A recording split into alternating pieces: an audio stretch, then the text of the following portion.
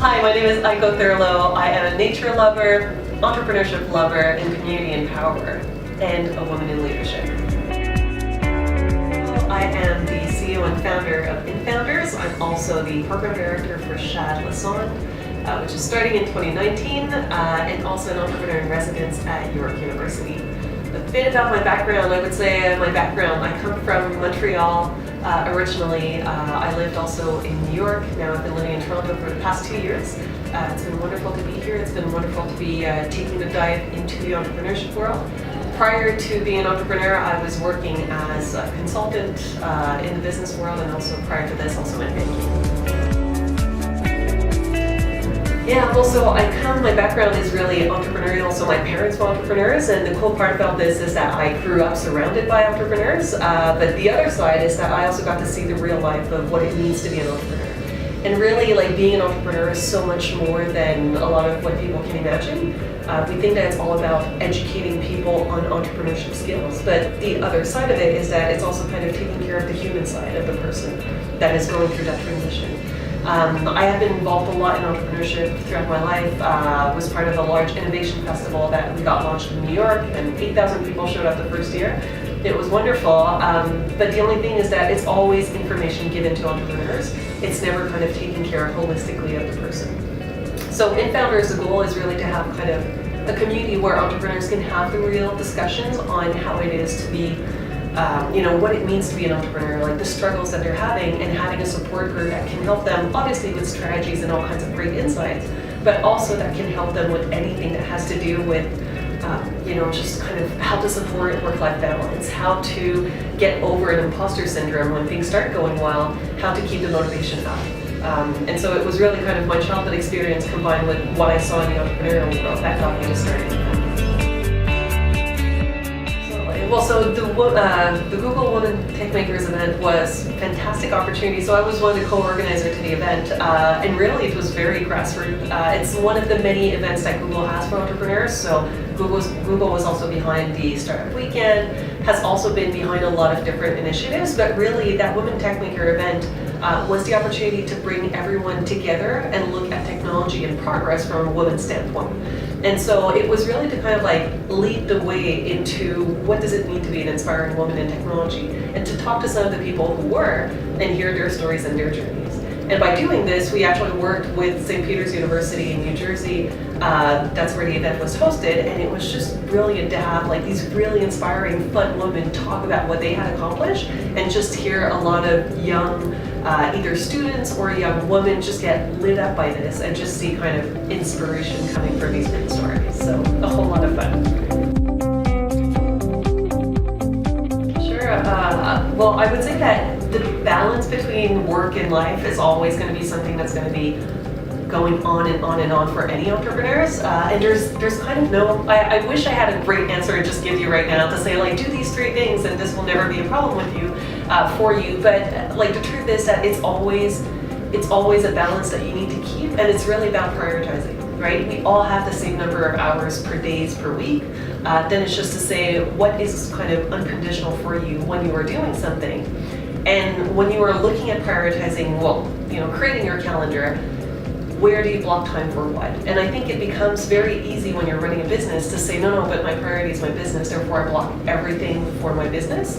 And then what you'll start to realize is that work-life balance starts taking a tip, right? Where you're not talking to your friends anymore, your family is not seeing you, and that becomes really difficult because it's really hard to focus on a business and show up positively when the rest of your life is crumbling.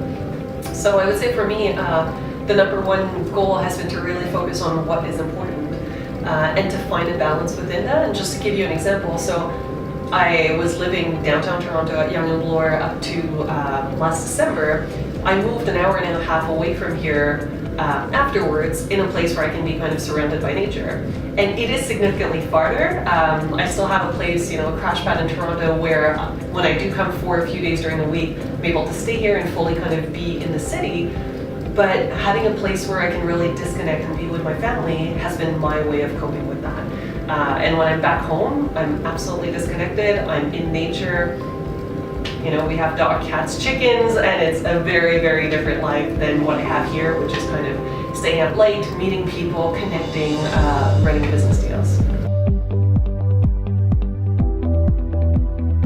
For sure, I have to say, Shad is so exciting. It's kind of hard to contain that. But so that's it. So Lucas Chan and myself will be both the program director for next year's new campus, which is Shad Lasson. Like, the excitement of Shad is that I think, you know, just thinking back when I was in school, and I went to a fantastic school in Montreal, went to the international school. We had all kinds of great curriculum. We were taught different things, you know, in school and showing how it applied to real life. But the thing is that when you kind of graduate from university and become like quote unquote adult with, you know, all your boxes checked somewhat from an educational perspective, what you realize is that it's really important to understand how you can translate all this education into real life skills.